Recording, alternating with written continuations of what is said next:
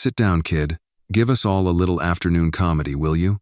Gregory Whitman leaned back in his designer tuxedo, one hand resting lazily on the edge of the marble chessboard at the center of his grand living room. His voice echoed, smug and sharp, slicing through the low jazz humming from the ceiling speakers. Laughter erupted around the room. She probably thinks a rook is something you cook. Someone chuckled behind their glass of Pinot Noir. Does she even know the pieces move? Another guest added, her pearls clinking as she laughed. All eyes turned toward Maya, an 11-year-old black girl in a faded maid's uniform dress. She stood still, her frame slight but upright, as the golden California sunset poured through the tall windows behind her, casting her shadow long across the polished floor. Behind the velvet curtain near the kitchen archway, Clara, Maya's mother, watched, fingers clenched so tightly her knuckles turned white. Clara had been in this house for 17 years. She'd polished these floors, served these drinks, and stood silent through far too many of Gregory's little games. But today, it wasn't just her dignity on the line. She's only in elementary school, sir. Clara's voice broke through, barely audible. Gregory waved his hand. Chess is about the mind, not the age. Who knows? Maybe she has some hidden spark of genius waiting to surprise us. Maya stepped forward. She didn't flinch, didn't smile. Her small hand reached for the chair opposite Gregory, pulling it out with calm precision. I'll go first, Mr. Whitman. Her voice was soft but sure, a quiet strength that made even the drunkest guest pause. Gregory scoffed, pressed the chess clock, and leaned in, clearly amused. She's got guts, someone whispered, or no clue what she's walking into. Maya lifted her hand, moved the white pawn forward to e4. A clean, confident opening. Silence. The laughter trickled down into murmurs. Gregory furrowed his brow slightly, brushing it off with a smirk. Clara didn't move from the curtain. Her heart was racing, but her mind was drifting back to nights when Maya would sit at the kitchen table with a flashlight, poring over torn chess books they'd borrowed from the community library. And in that moment, as silence fell and the pawn stood tall at the center of the board, something shifted. Not just in the game, but in every heart watching. Maya didn't just move a piece. She moved a room, a mindset, a mountain built on doubt. If this story moved you even a little, don't keep it to yourself. Leave a comment below, tell us where you're watching from and how Maya's quiet strength spoke to you. And if you believe in the power of stories to challenge, to heal, and to inspire, give this video a like, and don't forget to subscribe for more tales that remind us, courage comes in all sizes. No one had taught her, no coach, no club, just books. And the memory of Mr. Walter, the old army vet who used to live across the alley and play chess with beer bottles and a cardboard board. She thinks 4 moves ahead, he had once said. That girl's gonna grow up checkmating fools who underestimate her. Gregory looked down at the board. He'd played hundreds of games here, always against bankers, CEOs, men who shook his hand with a smile and feared him behind their teeth. But now, across from him sat a girl, black, poor, quiet, who looked at him like she wasn't here to please. No one in the room, not even Gregory himself, realized this wasn't going to be a game.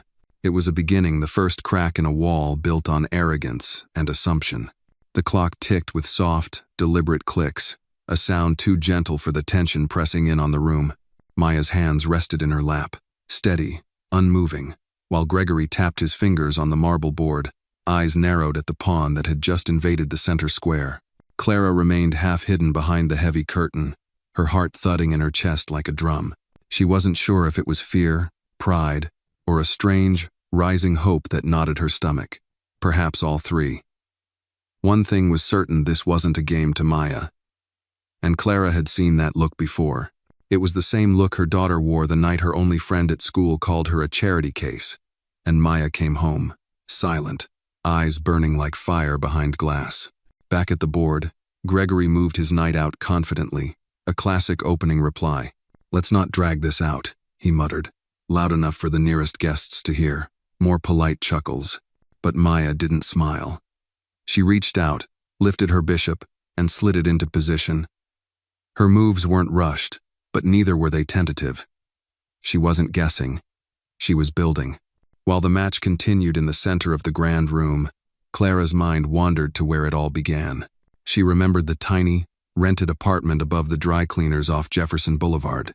where Maya first picked up a plastic chess set from a thrift shop bin for 50 cents. She'd been 7, bored, curious. Clara hadn't known a rook from a pawn, but she remembered Maya's eyes lighting up like she'd discovered a secret language. Every night after finishing her shifts then as a waitress, Clara would come home to find Maya hunched over the checkered board, facing imaginary opponents, whispering move names under her breath like spells. "You need real people to play with," Clara had said once. "I have me," Maya replied, "and the books." Those books had come from the downtown public library, stacked beside her bed like sacred texts: Capablanca, Fisher, Polgar. Maya read them like stories, each match unfolding like battlefields in her mind. Her notebooks were filled with chess notations, strange hieroglyphs of a private universe Clara barely understood. Gregory leaned back now, lips tight. Maya had just pinned his knight with a bishop, forcing a retreat. The guests weren't laughing anymore. They were watching. Really watching. "She's actually playing," someone murmured. "Number she's studying," another replied. Maya didn't hear them. She saw only the board, the geometry, the unfolding terrain of pressure and counterpressure. To her, every move was a question, every response a story. She had read these patterns, not in books alone, but in people in the cafeteria lines, in the way teachers looked at her when she raised her hand too quickly, in how adults assumed silence meant ignorance. To Maya, chess was survival, strategy, proof. Back in the service quarters, her room was no more than a closet repurposed with a bunk, a shelf of torn books, and a tiny plastic fan. Yet on those cramped walls, she had drawn diagrams of traps and forks, gambits and defenses. Even her birthday wish last year wasn't for toys but for a chess clock she saw in a pawnshop window. Clara made it happen. Sold her wedding ring. Maya never found out. Gregory made another move. Poor. Rash. Maya's eyes flicked to the piece, then back to his face. She didn't smile, but inside, something stirred. Across the room, a man in a navy suit whispered, "Where'd she learn this?" A woman with silver hair replied, "Not in any school around here." Another murmur, "What's her name?" Clara finally stepped out from the shadows. Her back straightened, her voice calm. "Her name is Maya," she said clearly. Gregory glanced up for a second. Just a second. And in that second, he lost another piece. The air in the room had changed. Gone was the flippant mockery, the lightness of an upper-class afternoon amusement. In its place was tension, curiosity, discomfort. Maya made her next move, and Gregory was forced to castle, a defensive maneuver. His smile had faded, his brow furrowed. He looked at Maya now not as a joke, but as a challenger. She was, without question, playing better than he expected, perhaps better than he was prepared for, and still she hadn't said another word. Clara watched it all. She saw more than chess. She saw a girl demanding to be seen in a world designed to overlook her. She saw every line in Gregory's face deepen, every casual guest fidget with their drink, every whisper shift tone from ridicule to respect. She whispered to herself, "That's my girl." Gregory sighed and moved a pawn. A weak move, predictable. Maya captured it without pause, setting up a threat 3 moves ahead. Another guest, a man with gray eyebrows and a chess club pin on his blazer, leaned toward his companion. "She's not just good, she's precise, like she's been playing every day for years." "She has," Clara said softly. The man turned, startled that she had heard him. "She taught herself," Clara added. "No coach, no school, just books, and will." The man blinked, then looked back at the board. "Well," he said, "then we're not watching a fluke, we're watching a prodigy." Outside, the sun had begun to slip behind the hills. The shadows stretched long across the floor, as the board between Maya and Gregory grew heavier with tension. Each piece now felt monumental. Each silence, a weight. Each glance, a calculation. And Maya, just a child in stature, just a servant's daughter in their eyes, commanded the board like a queen who had already seen the endgame. She had walked into that room to play a game. But what she was really doing, whether they realized it yet or not, was rewriting the script they thought they were watching. Piece by piece, word by word, move by move. And in doing so, she wasn't just playing. She was becoming. Clara stood by the edge of the room now, exposed. no longer shielded by velvet drapes or the quiet anonymity of the kitchen.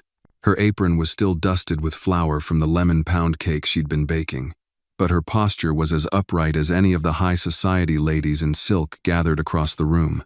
Still, her hands trembled. She rubbed her thumb against the inside of her wrist, a habit she'd picked up long ago to keep her nerves from showing. Maya was holding her own, piece after piece. Gregory's smile had vanished entirely. He leaned forward now, elbows on the table, both hands clasped under his chin. His guests, once laughing, now nearly breathless, had become spectators to something no one expected. Clara's heart ached with pride and fear. She hadn't wanted Maya to play. Not here, not like this. Clara had worked for the Whitmans since she was 24. She had wiped the marble floors, arranged centerpieces, managed the pantry inventory, and kept her head down. She didn't complain when guests mistook her for help from the catering company. She didn't speak up when Mrs. Whitman said, "She's like family," in that performative way wealthy people say about those they underpay. She learned early what it took to survive in places like this: invisibility. And now her daughter, her quiet, brilliant daughter, was anything but invisible. "She shouldn't be here," Clara whispered to herself, though her eyes never left Maya. "This isn't a place for us." But it was too late. She closed her eyes and saw another memory. Alabama, 1994. Clara, 16, seated at the back of a classroom. Her hand shot up during history class, ready to correct Mr. Jennings' mistake about the Civil Rights Act. But the teacher looked right past her, called on Brandon instead, who repeated exactly what she'd said under his breath seconds earlier. Brandon got a nod. Clara got silence. She had carried that silence for decades. And now here was Maya, refusing to inherit it. Clara opened her eyes again. Her daughter had just sacrificed her night apiece. Gregory quickly captured with smug satisfaction, only to realize seconds later that Maya had forked his queen and a bishop. A calculated trap. The guests let out a collective murmur. A woman in pearls even clapped once before catching herself. Maya's face didn't change. She was ice and fire, wrapped in a child's frame. "She's dangerous," someone whispered from the back. Gregory heard it. He didn't appreciate the tone. His jaw tightened. "Lucky move," he muttered, loud enough to be heard. "Let's see how long the streak lasts." But Clara knew better. This wasn't luck. Maya never believed in luck. She believed in reading people, reading patterns. Even at 8, Maya could tell when someone's smile was fake, when a compliment hid an insult. She didn't cry when girls at school laughed at her hand-me-down shoe. She just started sketching new designs in her notebook, saying, "Maybe I'll make better ones someday." Gregory made his move. Maya countered immediately. He leaned back, sighing. Clara caught a glance from an older man near the fireplace, Mr. Leonard, if she remembered correctly, a semi-retired attorney. He met her eyes briefly, and in them, Clara saw a flicker of recognition. Respect. It startled her. She looked away. She wasn't ready to be seen either. "Clara," someone said suddenly beside her. It was Mrs. Patterson, the cook. She'd stepped away from the kitchen and was wiping her hands with a dish towel. Her southern accent was softer now, more sisterly.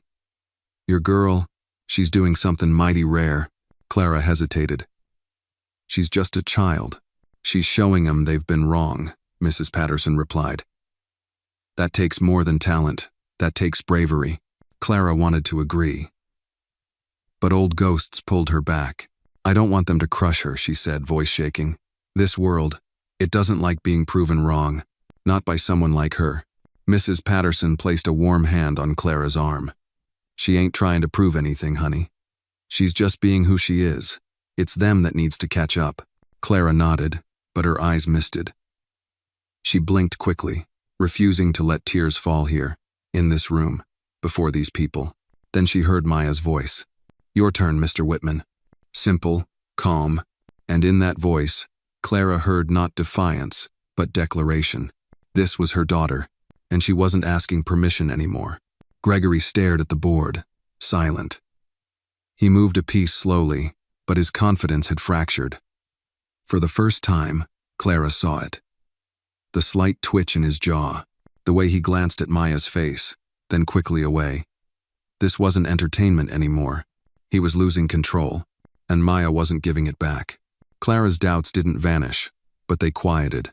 Something stronger rose in their Placian ancestral strength, rooted in generations of women like her who endured so their children might not have to. She looked at Maya, saw the way her fingers hovered over the next piece like a concert pianist finding her key. Clara stood a little taller. "She's where she needs to be," she whispered. And the match went on. The tension in the room had taken on a new chapeau, longer awkward or patronizing, but charged with something raw and electric. Maya sat motionless, her eyes fixed on the board, while Gregory Whitman shifted uncomfortably in his chair. The man who once wore arrogance like a second skin now fidgeted with his cufflink, a subtle tell for anyone who was watching closely. And plenty were. Maya's hand floated over her remaining rook. She wasn't smiling, but her stillness carried weight like she knew something the rest didn't, like she had already seen the end of this game, and was simply walking the rest of them toward it, one move at a time. Gregory finally made his next move, Queen to D6. Aggressive, reckless. A move meant to intimidate. Maya responded within seconds, calmly sliding her bishop to pin his remaining knight. Someone in the crowd whistled under their breath. A younger man in a navy blazer whispered to the woman beside him, "She's forcing tempo, controlling the rhythm." Did you see that?" "She didn't even blink," the woman replied. Gregory's jaw tightened. Across the room, a server passed out fresh glasses of champagne, but no one reached for them. No one wanted to look away from the board. And for the first time in any of his afternoon socials, Gregory realized he wasn't the center of attention. Maya was. "Where'd you learn to play?" he asked, trying to sound casual, but his voice betrayed him a touch too sharp. Maya looked up briefly, meeting his eyes with a calm that unbalanced him more than any move on the board. "Books, and people who didn't think I could." The room went quiet. Gregory coughed. "Well, sometimes confidence looks a lot like naivety." Maya tilted her head slightly. "And sometimes confidence is earned." Clara, standing near the archway, held her breath. Her daughter's tone wasn't defiant, it was clear, composed, unapologetic, and that made it all the more powerful. Gregory moved again, this time more slowly. He was trying to predict her now, rather than react. But that was the problem, he was already behind. Maya moved her knight, and Gregory's bishop fell. Gasps echoed. One woman clapped involuntarily, then lowered her hands quickly, cheeks flushed. It was no longer possible to pretend this was a fluke. At the edge of the room, Mr. Leonard, the semi-retired attorney with the keen eyes, leaned toward a guest. "She's not just winning, she's teaching him." A ripple moved through the guests. Their expressions had shifted, no longer amused or dismissive. Now they were curious. Invested, some even uncomfortable, watching a man of status slowly unravel against a girl he'd dismissed as entertainment. Gregory rubbed his temple. "You do understand you're not supposed to embarrass your hosts, right?" Maya said nothing. She simply reached for her queen and moved it with clinical precision, placing Gregory in check. Silence. Gregory stared at the board. He had options, few, desperate ones.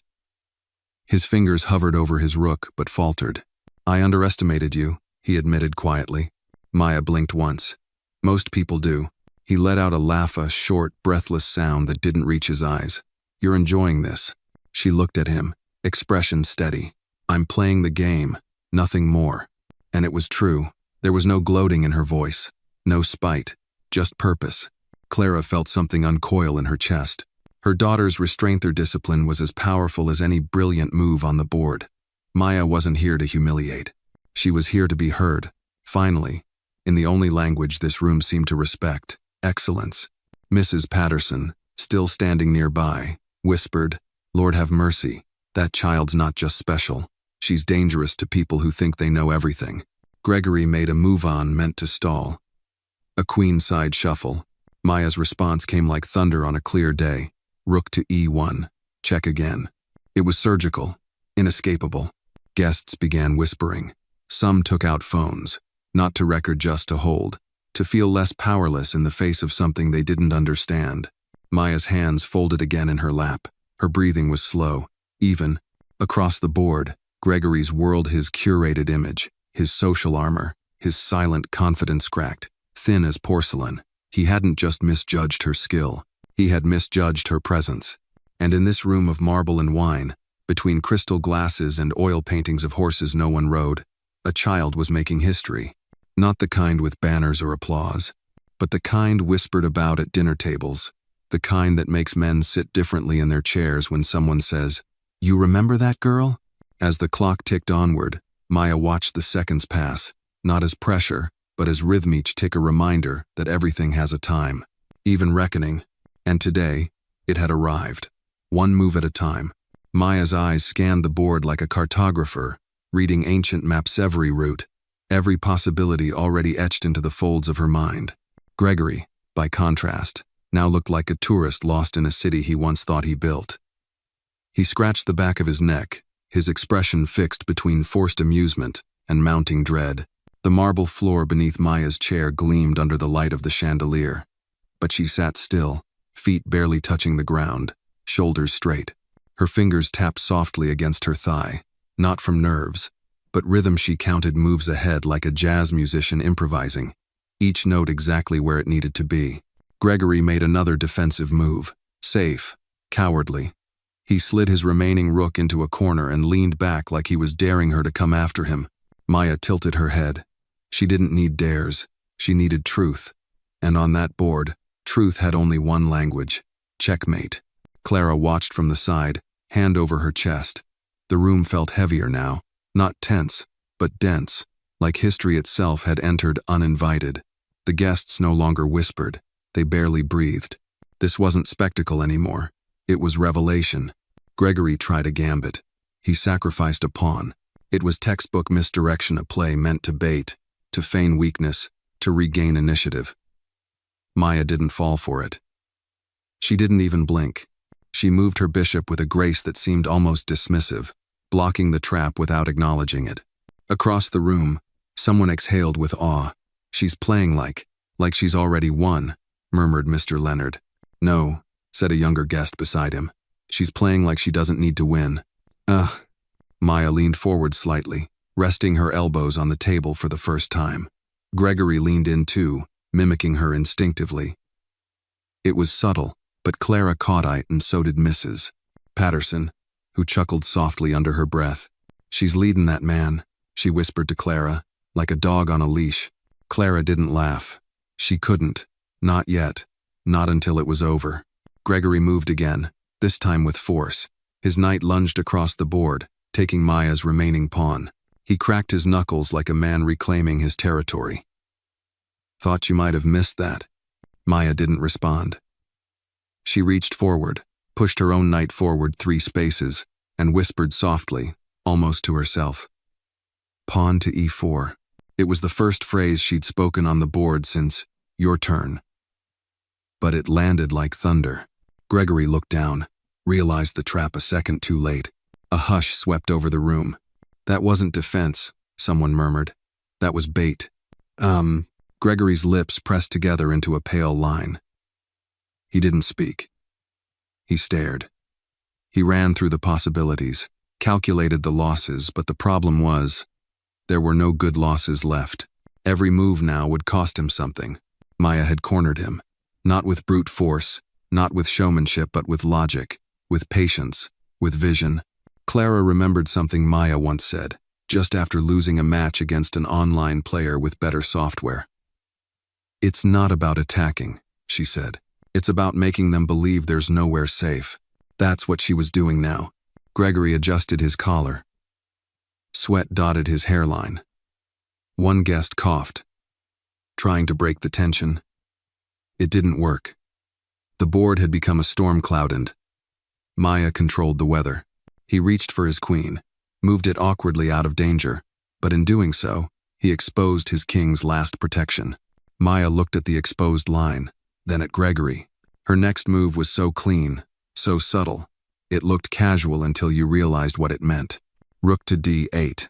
Check. No one spoke. Gregory sat back, his breath shallow, his fingers curled into fists against his thighs. "This is a joke," he muttered. "A party trick." But even he didn't believe it. Maya sat silently. He made one final move, a desperate shuffle of his king across the board, away from the attack. And then Maya said the words that ended it. "Queen to f7, checkmate." A single gasp, then applause, polite, stunned, and real. Gregory didn't look up. He stared at the board as if it had betrayed him. Maya stood, quietly, and pushed her chair in. Her eyes moved across the faces in the room, some proud, some shocked, many trying to make sense of what they had just seen. She didn't bow. She didn't smile. She just said, "Thank you for the game," and walked back toward Clara. The guests parted like water. When Maya reached her mother, Clara's hands were trembling again, but this time, it was from holding back tears. "You did it," Clara whispered. Maya didn't answer. She simply leaned her head against her mother's side. Gregory stood slowly. He didn't speak. He looked around at the guests, as if searching for someone who might confirm this wasn't real, that this didn't happen. But it did. And as Maya left the room, her small figure framed by the grandeur of the house she cleaned, no one doubted anymore who the sharpest mind in the room truly was. That night, the house returned to its usual quiet. The chandelier still glowed faintly in the parlor, but the energy had changed. Guests had dispersed, their laughter subdued, their stories altered. The silence left behind was not emptiness, it was acknowledgement, reverence, a kind of uneasy respect they didn't quite know how to express. Upstairs, Clara tucked Maya into bed in the small service quarters just above the laundry room. The space barely fit a twin bed, a shelf of books, and a plastic chair. But Maya had always made it hers. The walls were papered with hand-drawn diagrams of opening moves, queen's gambits, annotated endgames. A small corkboard bore faded photographs. Maya and Clara at a public park, a snapshot of a library card, a worn photo of an elderly black man with a bushy white beard and warm eyes. "Walter," Maya's voice broke the silence. "Do you think Mr. Whitman will be mad tomorrow?" Clara smiled gently, sitting on the edge of the bed. "He might not talk much. That's how men like him deal with being proven wrong." Maya turned on her side, her eyes on the ceiling. "I didn't want to embarrass him. I just wanted to play." Clara brushed a hand over her daughter's hair. "You didn't embarrass him. He embarrassed himself." Maya nodded, but her mind wasn't on Whitman anymore. It had drifted past the mansion, past the fancy people and the marble floor to another living room, much smaller, much older, with peeling paint on the walls and a dusty old chess set that smelled like mothballs and pipe smoke.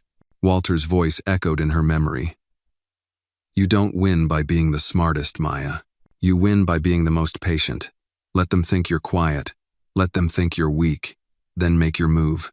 He had been more than a neighbor, more than a mentor. Walter was her first believer, a retired Vietnam veteran with shaky hands and sharp eyes.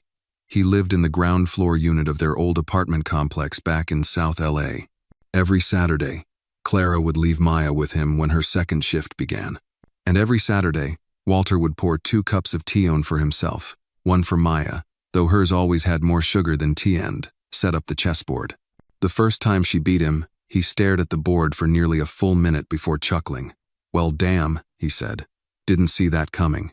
"I read your defense," Maya replied proudly. He grinned. "And I underestimated you, just like the rest of the world's gonna do." From then on, he stopped holding back. The games got harder, the praise more rare. But Maya didn't mind. She didn't want kindness, she wanted the truth. The night before he passed, Walter had handed her a thin, creased notebook filled with notations and sketches. "Every trap I've ever learned," he said. "Every mistake I've ever made. So you don't have to make 'em too." Maya still kept the notebook under her mattress. In the present, Clara stood and adjusted the thin blanket over Maya's shoulders. "You did something brave today," she said softly. Maya looked at her, eyes heavy with exhaustion. "Is it brave if it's just chess?" Clara shook her head. "It's never just chess when the world expects you to lose." They shared a quiet moment, mother and daughter, the kind of silence forged by deep understanding. As Clara turned off the light and stepped out into the narrow hallway, she nearly bumped into someone. It was Mr. Leonard, holding his coat, already halfway to the door. "I'm sorry, ma'am," he said, voice gravelly but warm. I couldn't leave without saying something."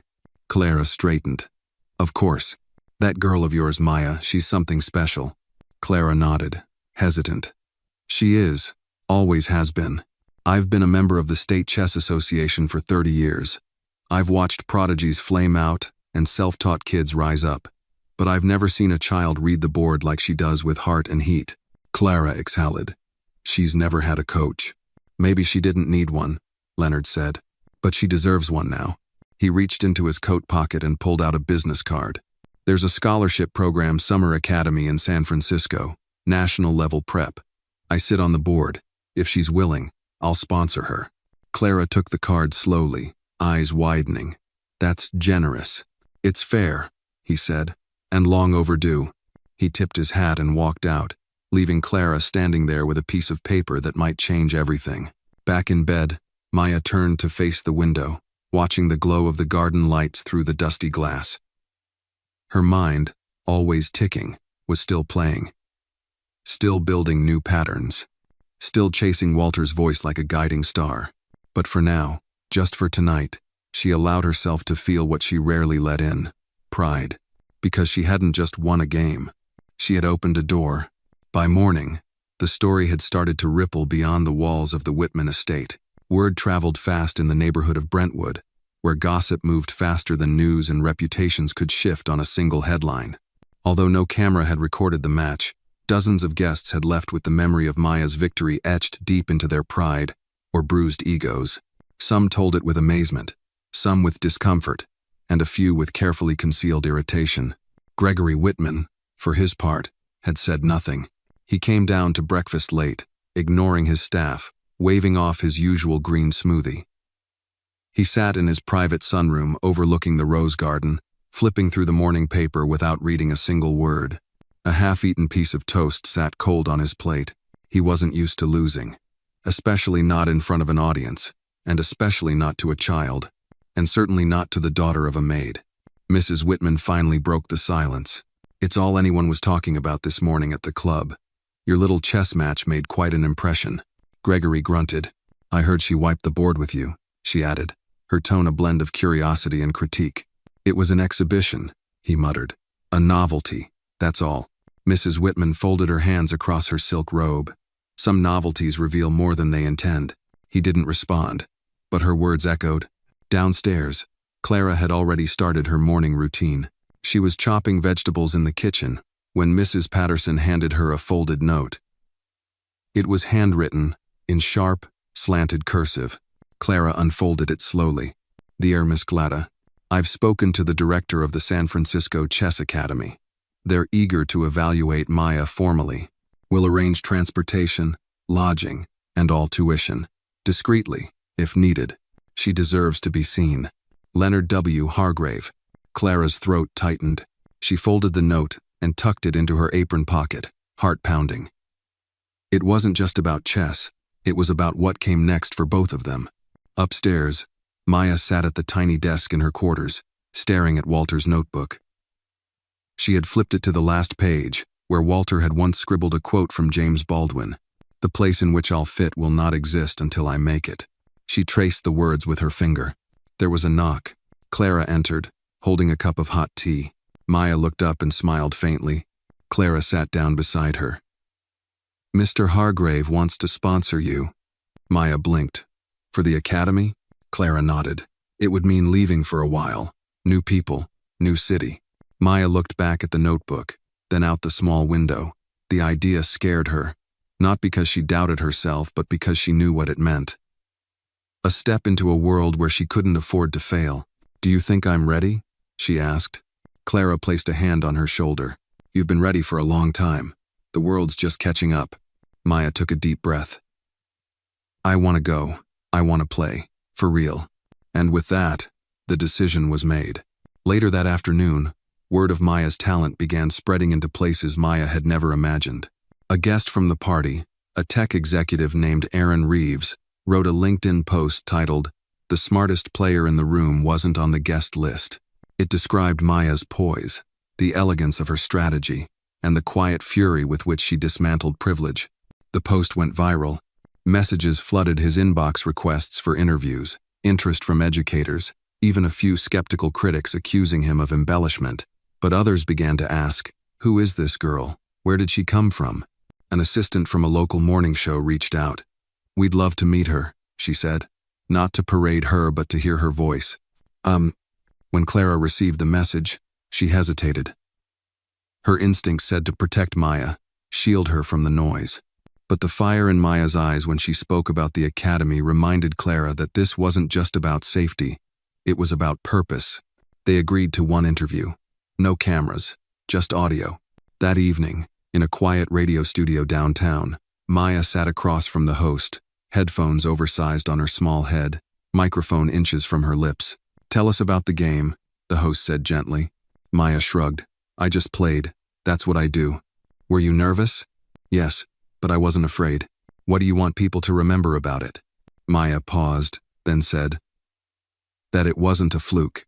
That sometimes the person no one's watching is the one paying the most attention." The interview lasted 10 minutes, but its echo lingered far longer. That night, Clara and Maya walked home together, hand in hand under the dusky sky. The city lights flickered in the distance, and Maya looked up at her mother. "Do you think Mr. Whitman will talk to me again?" Clara smiled softly. "I think he'll think about you more than he talks, and sometimes that's better." Maya nodded. She didn't need his words. She had her own, and soon the world would hear them, one move at a time. 3 days after the radio interview aired, Clara's phone buzzed nonstop. She wasn't used to this kind of attention, not from the outside world. Most days, she moved through life like background music, constant, essential, yet unnoticed. But now strangers were calling, emailing, asking to speak with her daughter, with Maya. Some wanted to help. Some just wanted to be near the flame of her rising star. At first, Clara filtered everything. She turned down a television appearance, declined offers from journalists. She wasn't sure whom to trust, and she knew fame could be a cruel master. But one message stopped her in her tracks. It came from a woman named Eloise Ramirez, founder of an organization called Queen's Gambit Razinga nonprofit, dedicated to finding and supporting underrepresented talent in competitive chess. The email wasn't flashy. It was personal, respectful. I heard Maya speak on the radio. Her clarity of thought, her humility, it reminded me of why I started this organization in the first place. We don't want to exploit her story. We want to protect it, nurture it. When you're ready, let's talk. Clara showed Maya the message that evening. Maya read it slowly, her thumb resting on her cheek, her eyes thoughtful. "Do you think they mean it?" Clara looked at her daughter.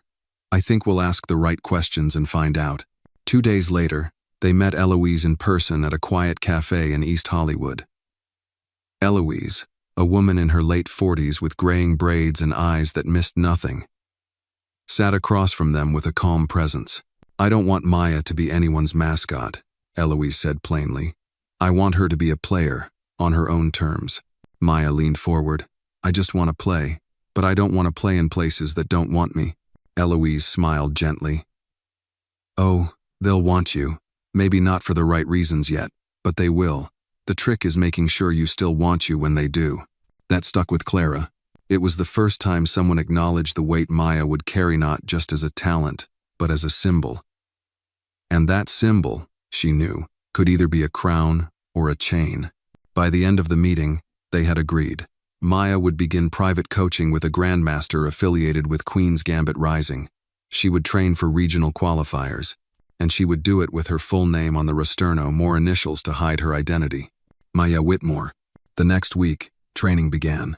Her coach, Pavel Arkin, was a gruff, former Eastern European champion who now lived in Glendale.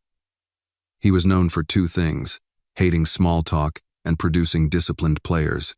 But from the first session, he saw something different in Maya. "She doesn't play by textbook," Pavel said, frowning at a mid-game board. "She plays by instinct, dangerous.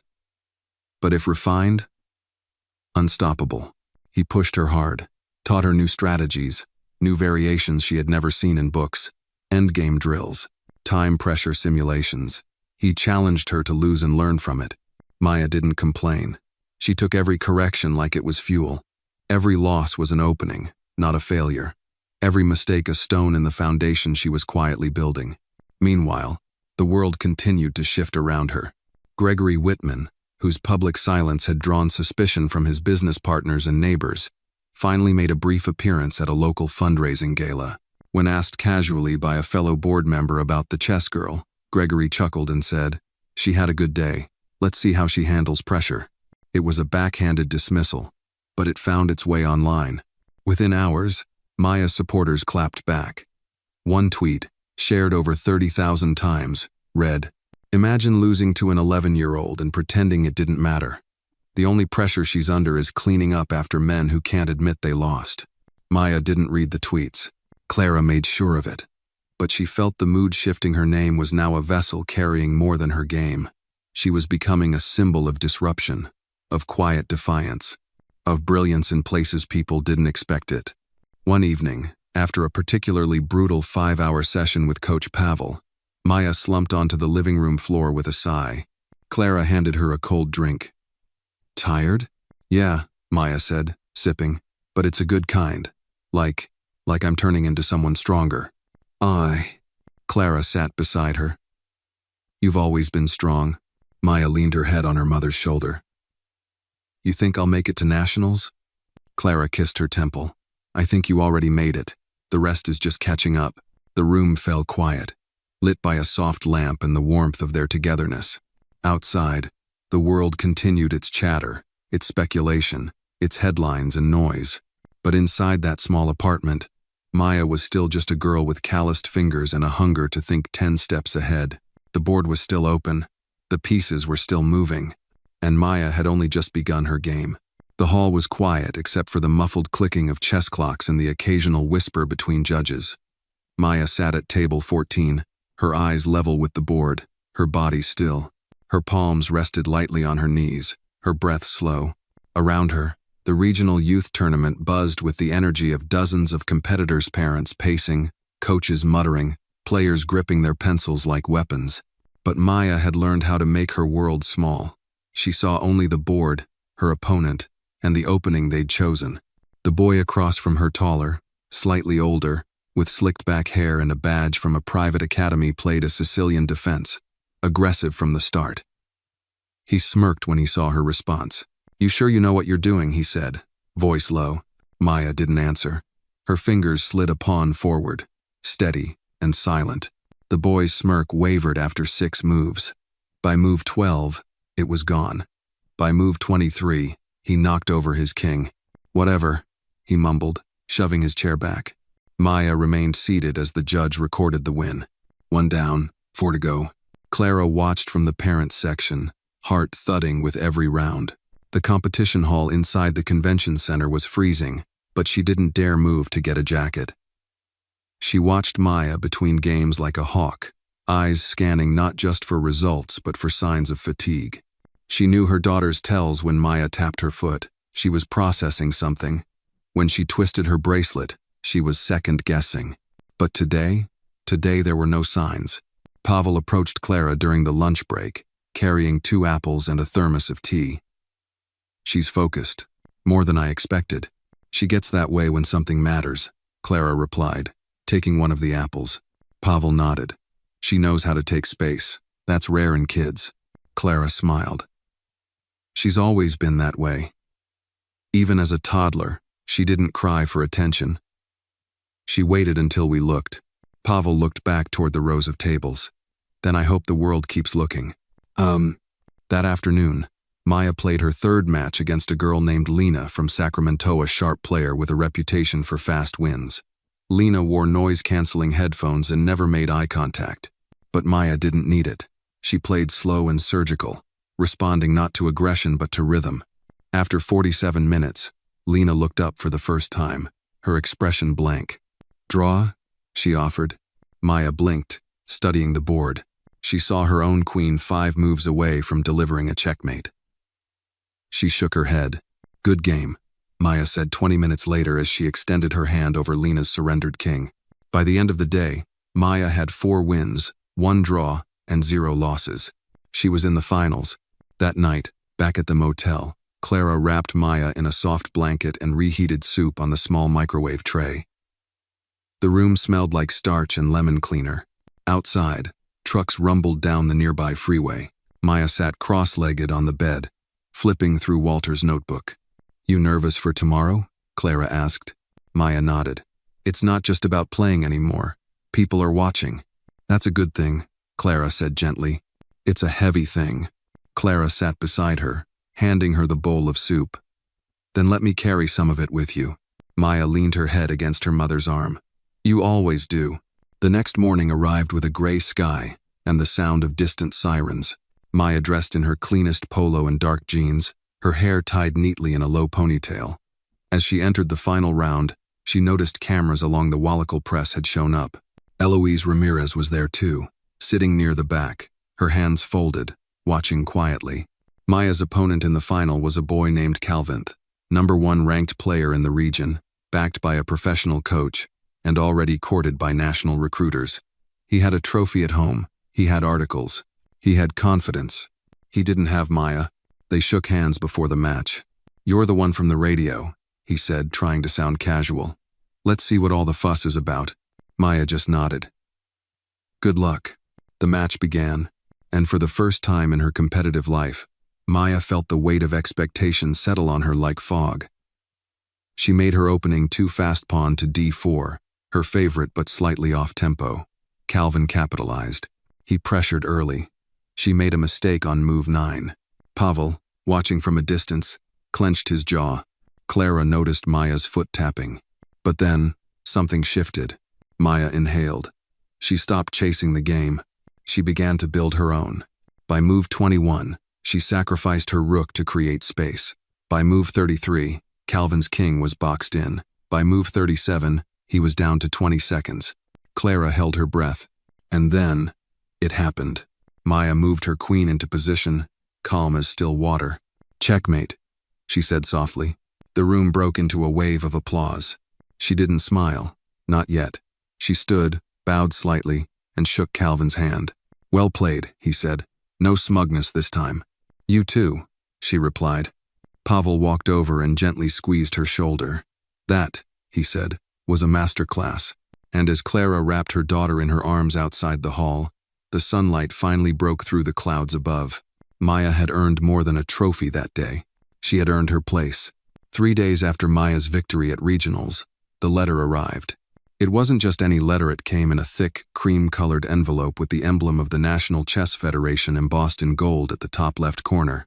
Clara found it tucked into their apartment mailbox, wedged between a grocery store coupon booklet and a city utility notice. She stared at it for a moment before slipping it into her coat pocket and heading back upstairs, heart pounding. Maya was sitting on the floor of their tiny living room, assembling a 3-dimensional chess puzzle Coach Pavel had given her. Pieces floated mid-air on plastic risers, the board split into layers. She was so focused, her brow furrowed, that she didn't notice Clara come in. Clara cleared her throat gently. Mail came. Maya looked up. Bills? Clara shook her head and handed her the envelope. This one's for you. Maya's eyes widened. She wiped her hands on her jeans and held the envelope like it might shatter if she moved too fast. She turned it over slowly, then slipped a finger under the flap and pulled out a crisp sheet of stationery. She read in silence. Then read it again. Clara sat down beside her, unable to wait any longer. Well, they invited me, Maya said, her voice barely a whisper. To the Nationals in Chicago, all expenses covered. Clara exhaled slowly. They saw you. Huh. Maya didn't say anything at first. She looked down at the letter, the words shimmering in her hands like something magical. But then she looked up, her face unreadable. What if I'm not ready? She asked. Clara tilted her head. What makes you say that? I won regionals, but nationals, that's different. Those kids are trained, coached since they were 5. They probably have sponsors, grandmasters. Clara smiled. And you have something they don't. What? You. Maya let the words sink in. She folded the letter and placed it on the coffee table. I want to go. I know. The next few days moved fast. Eloise arranged logistics with the Federation. Coach Pavel doubled Maya's training hours, and Clara took on extra shifts to make sure she had enough saved for anything the tournament didn't cover: meals, transit, maybe a nice coat for Maya if Chicago's winter came early. Maya didn't complain about the pace. She trained harder than ever, reviewing famous games, studying her own match videos, drilling endgames until her fingers ached. She barely touched her sketchpad. Even Walter's notebook sat untouched for days. But one night, just past midnight, Clara found her at the kitchen table, the notebook open, a pencil in her hand. "You're still up?" Maya nodded. "I was thinking about what happens after Chicago." Clara poured herself a glass of water and leaned against the counter. "Let's win Chicago first." "What if I don't?" Maya asked. "What if this was it?" Clara walked over, pulled out the chair beside her, and sat down. "Maya," she said softly, "do you know what I see when I look at you?" Maya shrugged. "Someone who plays chess. I see someone who fights with grace, who listens more than she speaks, who doesn't back down when she knows she's right." Maya looked away. "But is that enough?" "It's more than enough," Clara said. "It's rare, and that's why people are drawn to you. Not just because you win, but because of how you win." Maya didn't reply, but her hand closed the notebook gently, as if sealing that truth inside. A few days later, they boarded a plane to Chicago. It was Maya's first time flying. She stared out the window, watching the city shrink beneath them. Clara held her hand during takeoff, and Maya didn't let go even after they leveled out. They landed in snowfall. The hotel was downtown, paid for by the Federation, a marble lobby, elevator music, a bellhop who raised an eyebrow when he saw who the reservation was for. But Maya held her head high. She had earned her space here. The first day of nationals was a whirlwind registration. Photos, pairings. Maya's name on the tournament board read, "Whitmore, Maya, Los Angeles." It made something flutter in her chest. Coach Pavel met them in the practice room. He looked out of place in the polished hotel, still wearing his worn jacket and scarf. "I spoke with 3 other coaches," he said. "They're already watching her." Maya glanced up. "Why?" "Because you don't just beat people, Maya. You change the room." Pavel tapped his notebook. "First round is tomorrow. Get sleep. Don't chase brilliance. Chase clarity." Maya nodded. She didn't need to be flashy. She just needed to see the board. That night, Clara and Maya sat by the hotel window, watching snow fall over the city. The lights of Chicago flickered below like constellations. "Are you scared?" Clara asked. Maya hesitated. "Yes, but it's the good kind." Clara pulled her close. "Then you're ready." In the quiet that followed, Maya whispered, "Mom, do you think Walter would be proud?" Clara didn't answer immediately. She looked out into the dark, saw a reflection of Maya's face in the glasscom. Strong, growing. "He'd be proud," she said, but not surprised, because even Walter had known. One day, the world would see what he had always seen, a girl who didn't just play the game. She changed it. The tournament hall at the Chicago National Chess Center was a cathedral of silence. Hundreds of boards stretched across polished wood floors, each with its own overhead light, each hosting a battle no less serious than war.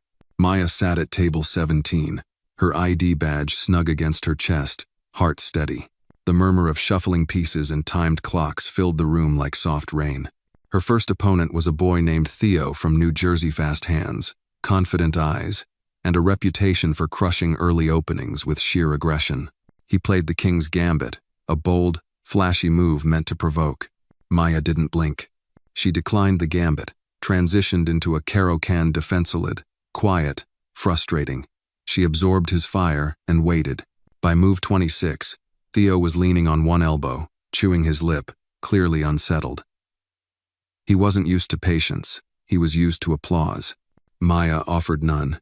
When his bishop fell to her pawn trap, a gasp escaped from another table. Maya didn't lift her head. By move 38, checkmate came with the quiet precision of a scalpel. Theo muttered, "Good game," and walked away quickly. The next 2 rounds were tougher. Her second opponent, an Indian-American girl named Priya, forced her into an unorthodox opening. They played for nearly 2 hours, sweat forming on Maya's brow as the clock dwindled. But Maya clawed her way back, sacrificing material to gain time and eventually forcing a draw in a near-lost position. By the 3rd match, whispers were already circulating the hall. "She's the girl from the radio, right? No formal academy, just a local coach. She beat Hargrave's protege in regionals. It's not a fluke." Maya heard none of it. Clara had taught her to keep her circle tight, eyes on the board, ears only for her own rhythm. In the players' lounge, Maya sat on a bench, unwrapping a sandwich Clara had packed from the hotel breakfast bar. A banana, half a muffin, and a folded napkin with a note scribbled in ink. You don't have to be the best to belong. You already belong, Mom. Maya smiled and tucked the note into her coat pocket. Coach Pavel walked over, arms crossed, eyes stern. You are holding too long in the middle game, he said. You hesitate when you don't trust the board. I didn't want to overextend, Maya replied. Risk is not the enemy. Indecision is. She nodded. She knew he was right. He handed her a folded sheet of paper. Study this tonight. It's the game that cost me my championship. Learn from it. Maya accepted it with both hands. Clara met her after the fourth round, her eyes scanning her daughter's face for cracks. Maya leaned into the hug longer than usual. How's your head? Clara asked. Loud, Maya replied. That's okay. You just need to find the quiet inside it. Later that evening, snow dusted the windows of their hotel room. Clara made tea in the little electric kettle while Maya cross-referenced Pavel's annotated notes with Walter's worn-out notebook. The lines met and crossed in her mind, strategy and instinct forming something new. As they settled into bed, Clara looked over. You're doing it, she said. Not someday, not almost, now. Maya turned toward her. I want to win, but not just the trophy. What else? I want them to remember how I played. The next day, the final round began. Her opponent was a boy named Elliot Tran, the reigning junior national champion. Calm, sharp, ruthless. His coach stood nearby, arms folded, nodding once as Elliot sat down. The board between them was already famous. A judge adjusted the clock, nodded at both. White to play. Maya opened with pawn to d4. Elliot responded with a quiet, respectful nod, and the Nimzo Indian Defensia flexible opening, meant for control. They danced. It wasn't a war, it was a conversation. Elliot asked with every move, Are you ready? And Maya answered, I've been ready. By the midpoint, their game had drawn the attention of half the tournament hall. The other matches faded to background noise. Clara clutched her coat at the back of the room, whispering prayers she didn't even realize she remembered. Move by move, Maya pressed. She sacrificed her bishop for position. She trusted her knight to control the center. She allowed her king to be chased into the open and, in doing so, revealed a trap she had laid 15 moves earlier. Elliot's eyes narrowed. He missed the final threat. Maya moved her rook. The silence was absolute. Checkmate, she whispered. Elliot leaned back, blinking. Then, without hesitation, he stood and extended his hand. Beautiful game, he said. Maya shook his hand. Yours too. The judges conferred. The final scores were tallied. A few minutes later, her name appeared on the board. First place, Whitmore. Maya, Los Angeles. Clara ran to her, tears in her eyes. Pavel allowed himself a rare smile. Eloise took a photo, not to post, but to keep. Maya simply stood, holding her breath. She had done it, not for applause, not for fame, but because she had finally proved first to herself, then to the world that brilliance knows no uniform, no zip code, no bloodline, only heart. And Maya's heart beat like a queen rising from the back of the board, unstoppable. The victory ceremony had ended hours ago. The grand hall of the Chicago National Chess Center was emptying. The overhead lights dimmed, and only a few staff remained, gathering chess plates and folding chairs. Maya stood in the center, trophy in hand, its weight warm and unfamiliar in her grasp. Around her, the gratitude of supporters was a gentle hum, but her gaze was distant, focused inward. Clara stood beside her, camera in hand, unable to stop the tears. This moment was more than a medal. It was proof that everything Clara and Maya had endured mattered. Your first nationals, Clara whispered. Maya nodded, voice soft. Feels like the first of many. They stepped into the cooler night air. Outside, the city glowed beneath streetlights. Clara wrapped her coat around Maya's shoulders, and they walked slowly toward the hotel. Mom, Maya began, turning her eyes to Clara. Do you remember Walter's notebook? Clara smiled. Every line. Maya reached into her bag, pulling out the battered notebook. The edges were soft, the cover worn. She opened it to the last page, where Walter's words were still clear.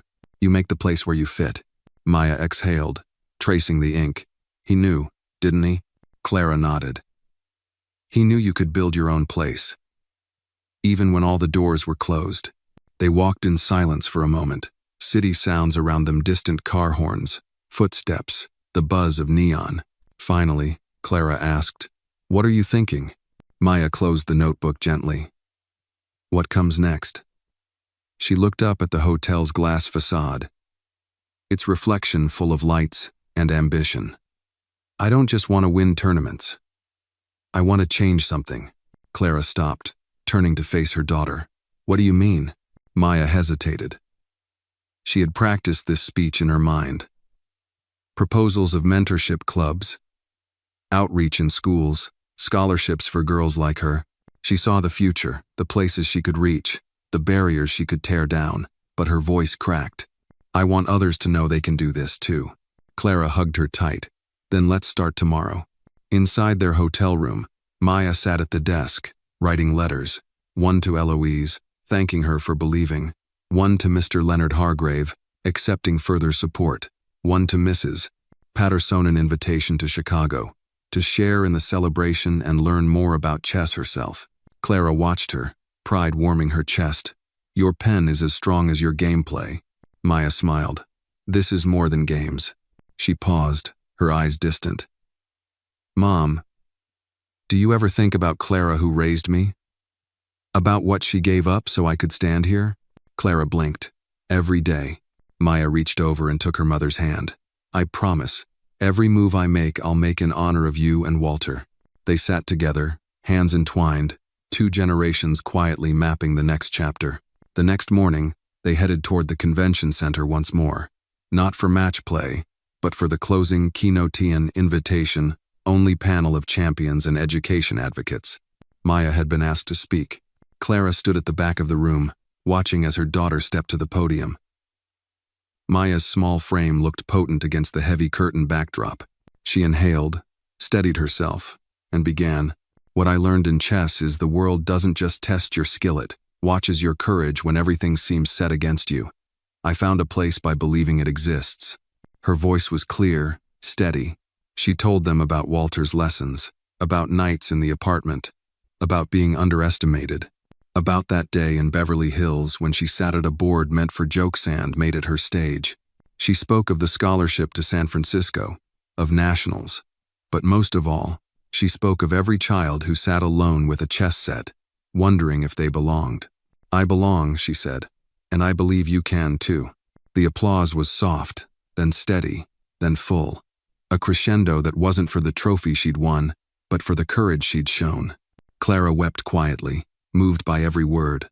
Around her, faces shimmered with tears, determination, and resolve. Afterward, Eloise found her. "You did it," she said. They hugged. "She did it," Clara corrected. Eloise nodded. "This is just the beginning." Later that evening, Maya and Clara returned to their hotel room. Exhaustion washed over them, mingled with exhilaration. The trophy was tucked under the bed, letters rolled in corners. Maya lay in bed, the log of the day heavy in her mind. Clara sat nearby, knitting a hobby she'd quietly returned to after years away. Clara paused, knitting needle up. "You know," she began, voice gentle, "all of this, your growth. Your voice, it's inspiring people I didn't even know needed inspiration." Maya sat up, curiosity flickering. "Like who?" Clara nodded toward the window. "All of Chicago tonight." They gazed out at the skyline, reflections dancing on the glass. "Mom," Maya said softly, "what if I start a club? In South LA, teach kids chess, encourage them." Clara's heart swelled. "Then we'll build it, together." Maya leaned against her mother, one move at a time. Clara reached over, tracing a pattern on Maya's hand like a queen conquering a board. Exactly.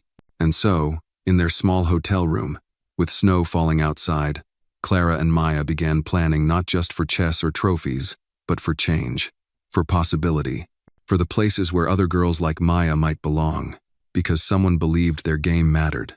And in that quiet moment, the future lay before them unwritten, but theirs to shape, one thoughtful move at a time.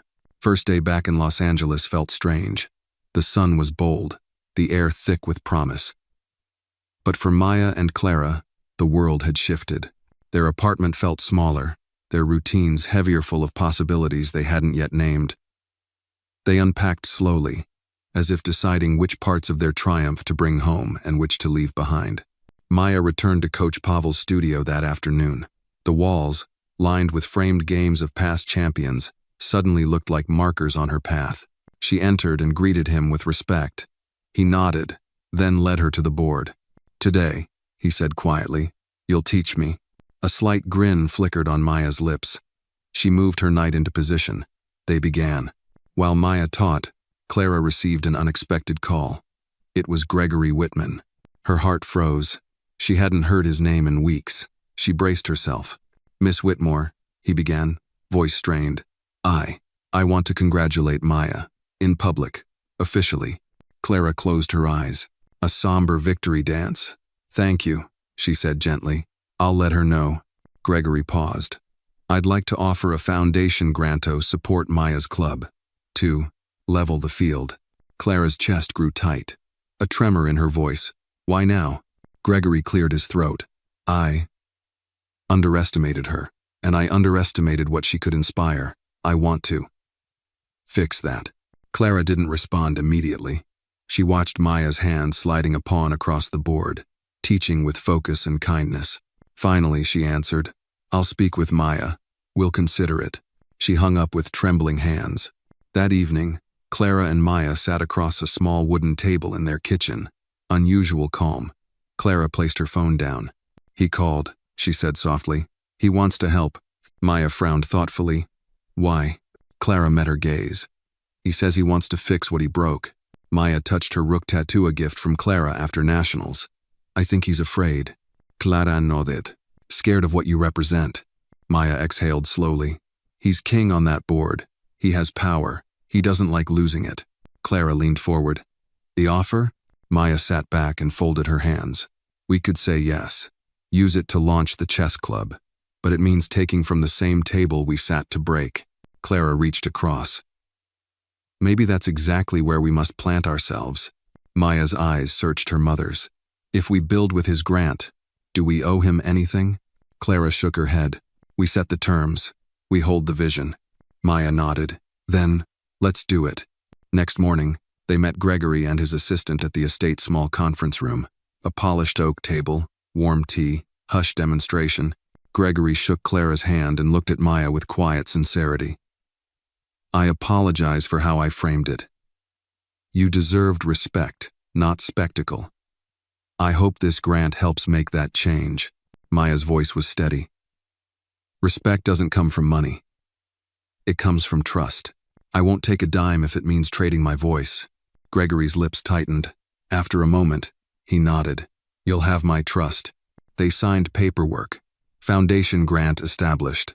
The Maya Whitmore Chess Initiative scholarships. Community workshops. Coach stipends. Seed money provided. Expectations silent. 2 weeks later, the first club meeting was held at the local community center. Dozens of students, Black, Latinx, low-income, fanned across tables. Boards set for beginners. Eloise and Coach Pavel led instruction. Maya demonstrated opening moves. Clara served lemonade and muffins. Maya noticed Gregory watching from the back, quiet, observational. A strange present, part observer, part sponsor. One student asked timidly, "Why chess?" Maya smiled. "Because sometimes, the people who don't notice the board are the ones who need it most. It helps you see the next step." A murmur of understanding. She continued, "We're not just learning chess. We're learning how to think, how to stand, how to change the rules."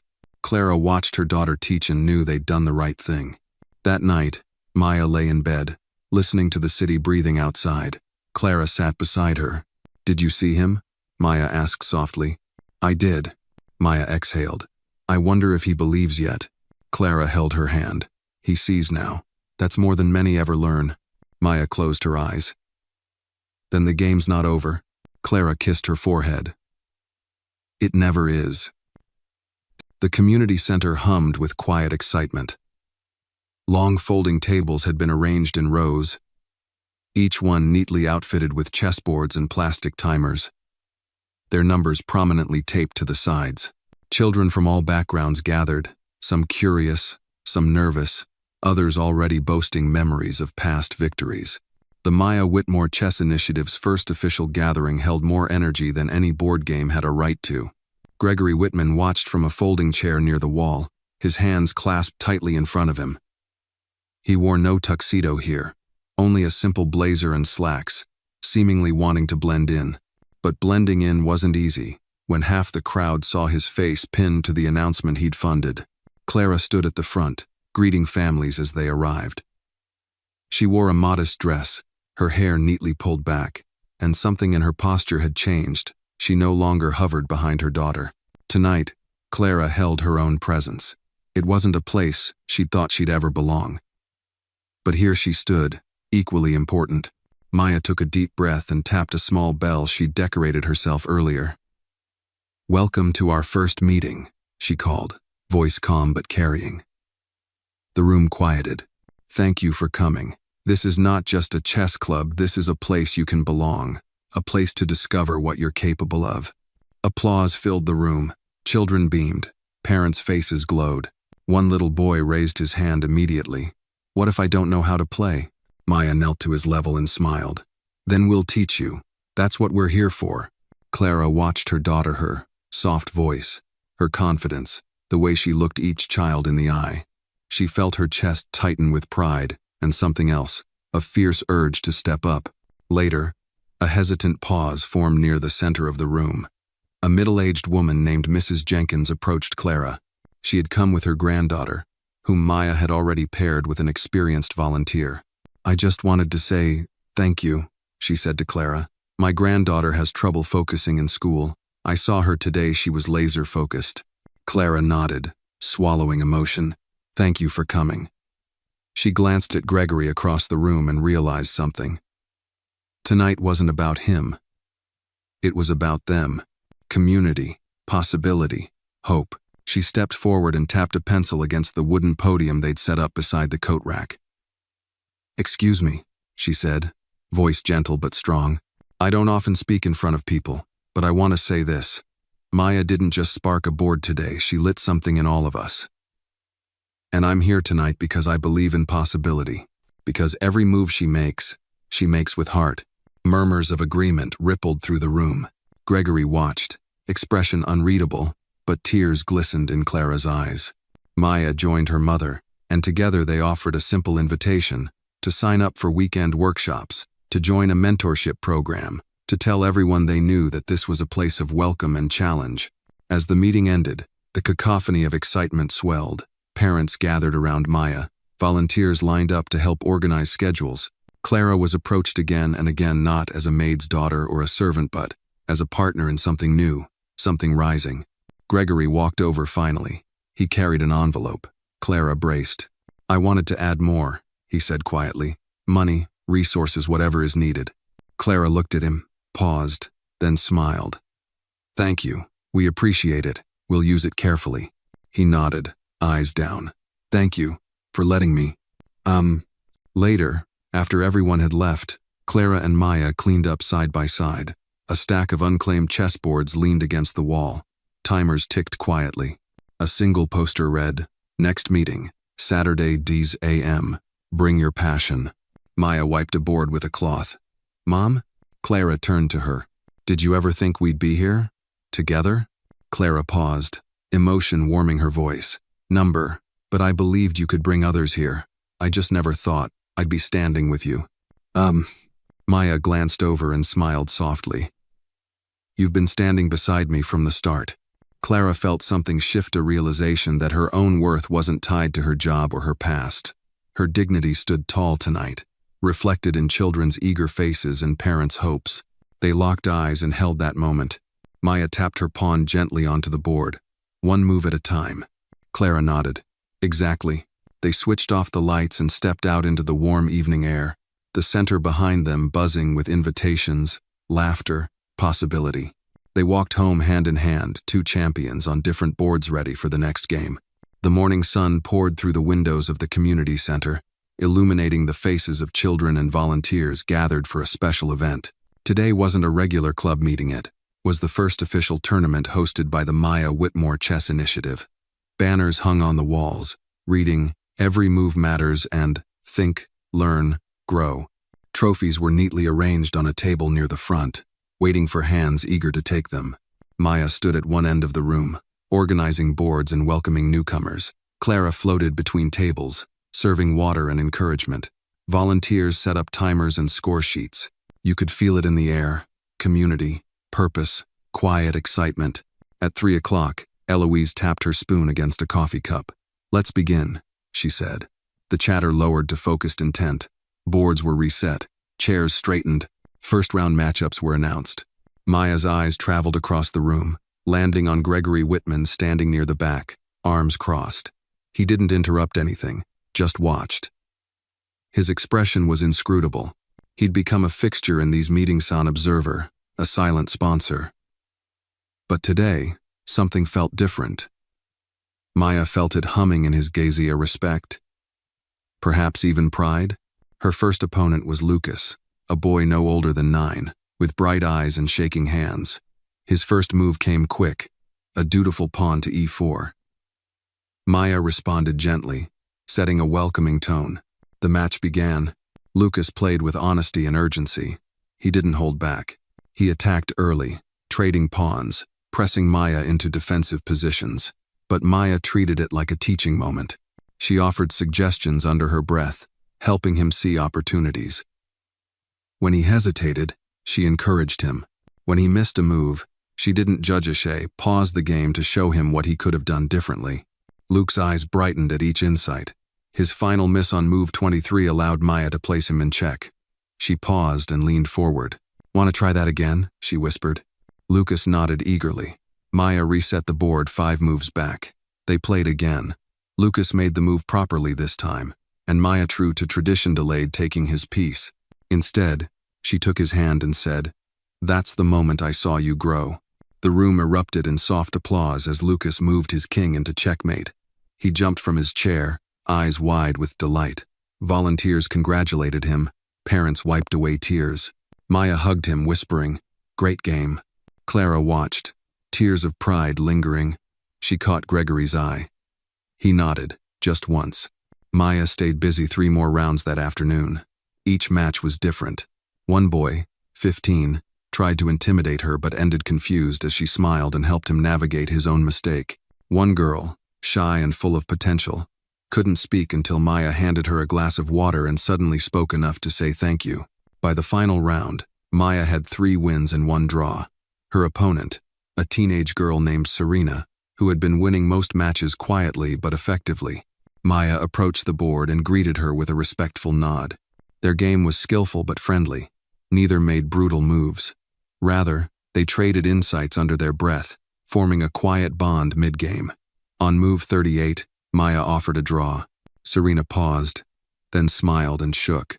The room buzzed with applause, not for winners, but for sportsmanship. Eloise stepped forward and announced, "Our winner by tiebreak is Maya Whitmore." Another round of applause, bigger this time, but still respectful, still kind. Maya stepped up and picked her trophy. Her eyes scanned the crowd, children glowing with pride, volunteers hugging parents, Clara wiping tears, Gregory standing with tears in his eyes too. Maya walked to the podium and tapped the small bell she carried. The room hushed again. "Today wasn't about winning," she began, voice steady. "Sure. It was about showing that any one of you can sit down and play. That chess is a tool that teaches patience, courage, self-belief. We're not just here to checkmate pieces, we're here to checkmate doubt." She looked at each face before her. "I know what it's like to feel invisible. I know what it's like to be underestimated. Today, you all stepped up and reminded each other. We are seen. We are worthy." Silence, then cheers. Volunteers joined her on the stage, handing out trophies and ribbons to top 5 players, but also certificates to everyone who competed. Maya and Clara stepped down together. Volunteers and families crowded around them. Photos were taken. Tears and laughter merged in celebration. As the day wound down, Gregory approached. He knelt to Maya's level. He handed her a small box, a simple gift. Inside was a lapel pin shaped like a queen chess piece. He said, "For the queen of this board, you've shown me what real leadership looks like." Maya accepted quietly, eyes bright. Thank you. Clara burst forward and hugged them both. You've both changed more than this room, she said. You've changed us. Outside, the sun began to set, painting the sky with fiery colors. Inside, the community center glowed with warmth, a testament to hope, to courage, to two women who believed in the power of a single move. Together, they'd created something that would last. Not because of trophies or headlines, but because of lives changed, hearts opened, and futures rewritten. One move at a time. The morning after the tournament celebration brought a hush over the Whitmore household. The walls seemed larger, the rooms quieter, as though still processing how brightly their world had shone. Clara brewed coffee in the kitchen while Maya pored over lesson plans for the upcoming weekend workshops. The trophies stood still steady, silent reminders of dreams realized and work yet to be done. Clara handed Maya a mug. Big day today, she said. Maya took a sip, thoughtful. It's not about yesterday anymore. We start building now. Clara nodded. They walked out into a crisp autumn morning, leaves turning gold and auburn on their quiet street in South LA. The air smelled of change. At the local school auditorium, volunteers and parents gathered to help prepare the first community showcasing event meant to share chess, confidence, and inspiration with the wider neighborhood. Tables were set up with boards, posters, snacks, and sign-up sheets. Clara directed volunteers with newfound authority, handing out tasks and solving last-minute logistics like she'd been doing it for years. Maya and Coach Pavel arrived with Eloise. They joined Clara at the welcome table, and soon the gym began to fill with curiosity. Kids in backpacks, grandparents leaning on canes, neighbors stopping to see what all the excitement was about. Maya felt the familiar warmth of purpose spread through her chest. This was why she'd challenged Gregory, why she'd earned a nationals win it for personal glory but to open a door for others. A tall banner read, "Open Horizons Chess Fair, Everyone Belongs." Beneath it sat a stack of freshly printed pamphlets in English and Spanish, outlining club goals, workshop dates, and scholarship info.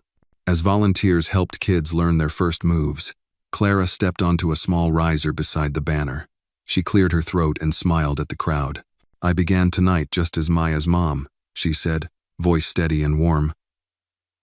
"But I stand here now as part of something larger because of a little girl who understands that every move matters. We built a community, not a competition. And this fair is our invitation to everyone. Come play with us. Come belong." The crowd applauded. Maya joined her mother on stage, fingertips brushing. During the fair, Maya led mini-sessions at Table 5, a line of kids, some shy, some bold-weighted to learn the Queen's Gambit. Among them were siblings she recognized from her neighborhood, a boy who'd watched her tournament win online, and a girl named Sophia, whose older brother had died last winter. Sophia's first move was hesitant, but Maya gently steadied her hand and said, "Chess is about patience and belief." By noon, kids clustered around chessboards while parents talked to Eloise and Clara about after-school scholarships, family game nights, and mentorship. A local pastor approached Clara. "Thank you," he said. "You've given us a vision and a tool not just for thinking strategically, but for healing." Clara's eyes welled. "We're just getting started." Afternoon stretched into early evening, and volunteers began packing up boards, while kids and parents lingered over juice and cookies. Gregory Whitman appeared again, walking slowly through the room. He observed confidently but silently shifted man, perhaps changed. Clara spotted him and walked over. He nodded, voice low. "I didn't expect this, but I'm glad you did." Clara gestured to the crowd. "It's growing fast." Gregory took in the scene, children cheering over small victories, parents clasping hands, faces alive with possibility. He looked at Clara. "I want to expand this sports center, libraries. Let me help." Clara looked at Maya, who nodded slightly. She turned back. "We'll say yes again. But only if you understand. This isn't yours to tame. It belongs to them." Gregory closed his eyes briefly, then opened them. "I understand."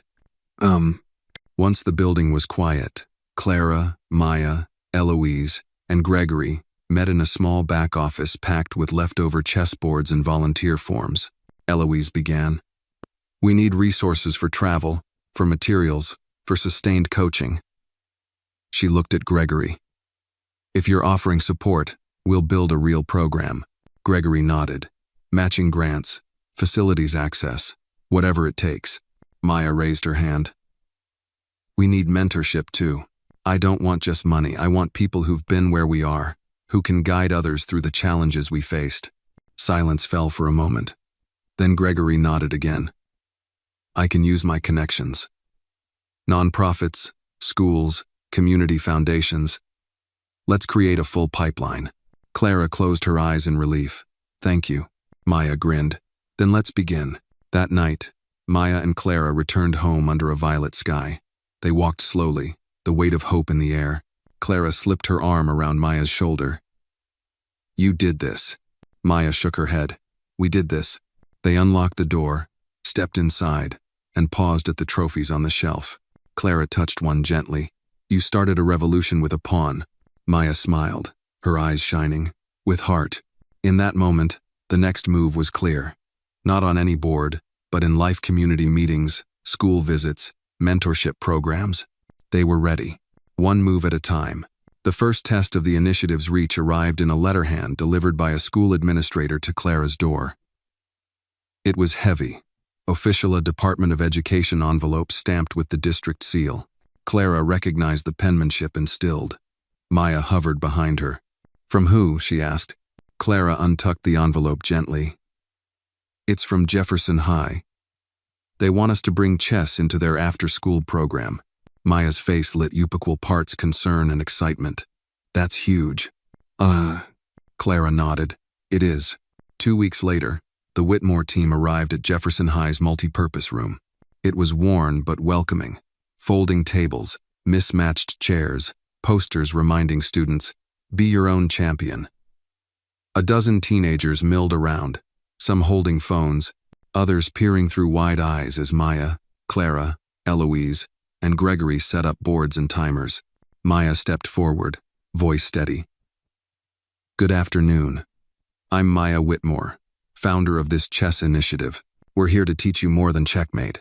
We're here to teach confidence, clarity, strategy for school, life, everything in between. A hush dropped over the room, teenagers unsure, but curious. Clara moved among them, setting up boards, offering water, answering questions. Yes, you can learn. No, this isn't a waste of time. Volunteer coaches from the community wore name tags. Coach Ava, Coach Marcus, Coach Diego locals who'd come to believe in Maya's vision. At one board, a tall freshman named Jasmine adjusted her headset nervously. Maya walked over. Hey Jasmine, let's start with pawn moves. Jasmine shrugged, never played.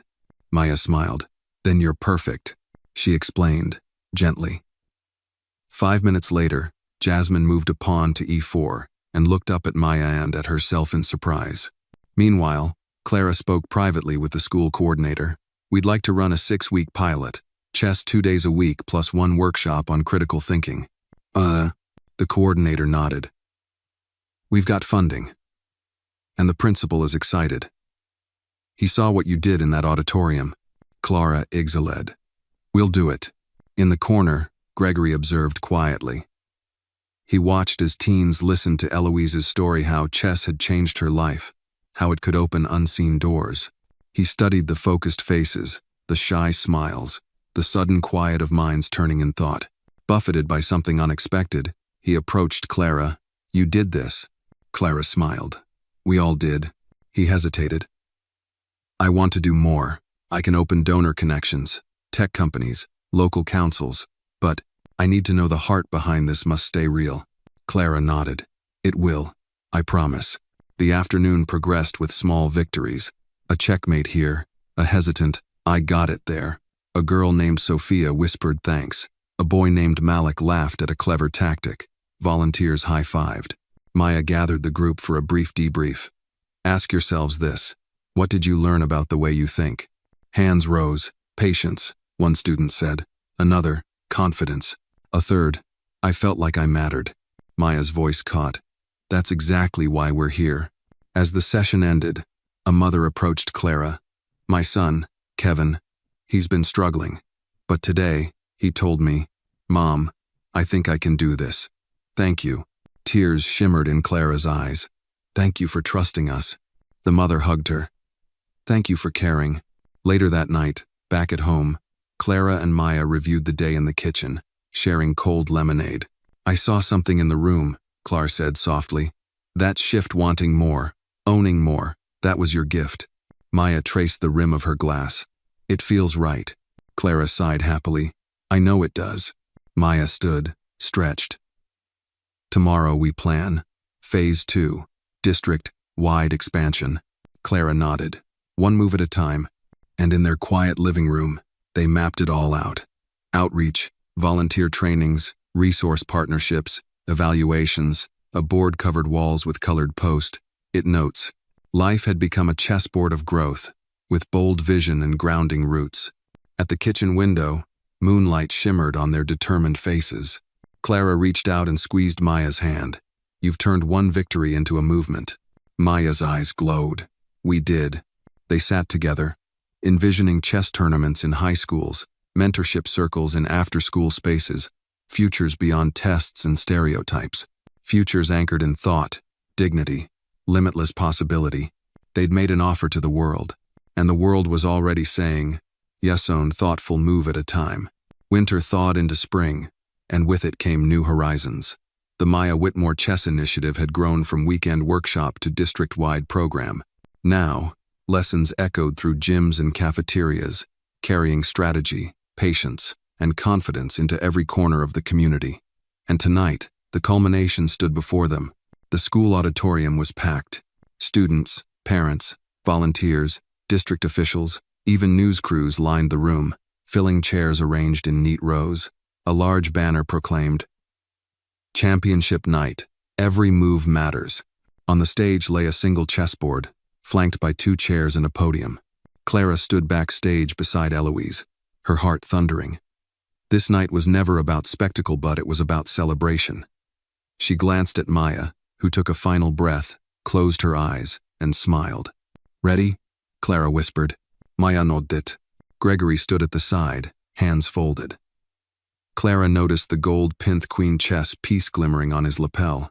Neither trophy nor fame could match what that pin symbolized. Acknowledgement, respect, transformation. The announcer took the stage. Welcome, everyone, to Championship Night, he called. Applause filled the room. Tonight, 2 of our initiative's brightest young players will compete in an exhibition match. Jasmine Wright and Lucas Chen, both champions of our after-school brackets. Jasmine and Lucas stepped onto the stage, each about 10 years old, confident but nervous.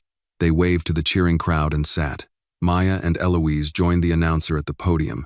Before we begin, Eloise said, voice warm, we'd like to recognize someone who started this all. Maya stepped forward. The audience drew silent. 2 years ago, I sat at a board meant for mockery. I was underestimated, ignored, but I saw an opportunity to play, to be seen.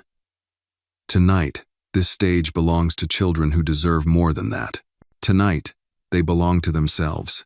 Clara blinked back tears. Among the audience, parents wiped theirs too. Joshua, the district superintendent, rose and nodded. Thank you, he said softly. Eloise gestured to the board. Let the exhibition begin. Jasmine moved quickly, confident. Lucas responded with strategy. The crowd leaned in, counting each move. Professors, parents, even district officials murmured as pieces advanced. Meanwhile, Maya watched from stage left, whispering coaching insights to Eloise. Clara stood stage right, hands trembling with pride. On move 10, Lucas faltered. Jasmine had set a trap. He paused, corrected his mistake, and finished with elegance. In a soft flourish, Jasmine said, checkmate. The audience erupted. Maya stepped up and pulled Jasmine into a hug. Lucas shook hands with both girls. Remarkable, Maya announced. They played like themselves, with heart and clarity. That's how every game should feel. The applause surged. Clara felt hands on her shoulder Gregory's. His eyes were bright. After the match, the awards table brimmed with medals. Each child received one, even those who lost. It wasn't a ceremony about champions. It was about confidence, possibility, growth. When the night closed, families lined up to talk with Maya, Clara, Eloise, and volunteers. A mother said, My daughter's teachers report she's speaking up in class. A father thanked them. Chess showed my son he's not stuck. He can move forward. Clara watched it all. She thought about their journey curtains, conference rooms, national tournaments, boardrooms, and community centers. It had been a remarkable path, full of doubts, breakthroughs, and small victories leading to this. She found Maya in the back hallway. She stood quietly, holding a medal and a certificate that read, "Leadership Through Chess," and her chest still held the steady calm of a champion. Clara wrapped her arms around her daughter. Maya hugged her back firmly, voice soft. "We did it," she whispered. Clara nodded. "Yes, you did." Maya pulled back, looked into her mother's eyes.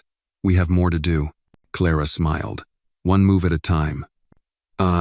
Ahead of them lay summer camps, grant applications, district expansions, mentorship programs, even plans to visit rural schools across California. It was a board full of new moves, each requiring strategy, courage, heart. Gregory appeared and handed Maya a folder. Inside was a plan for outreach sponsorship for travel teams, access to public libraries, discussions with city council for chess zones in parks. Maya looked at the plan, then at her mother. "It's growing." "It is," Clara said, "because people believed it could." Maya smiled. She closed the folder and handed it back to Gregory. "Let's keep our promise." Gregory nodded, tears glistening. Back in the empty auditorium, they stood together under the banner. Clara draped an arm around Maya's shoulders. Maya glanced at the staged board, remembered how lonely it used to feel before when the glass ceiling seemed impenetrable. Not anymore. She had changed the story. A girl from the margins now shaped a movement. She whispered to Clara, "Let's make sure no one else has to sit alone at the board." Clara squeezed her hand. "Yes." They walked from the stage, ready for what came next, knowing the journey wasn't over, merely a new opening. One heartfelt move at a time.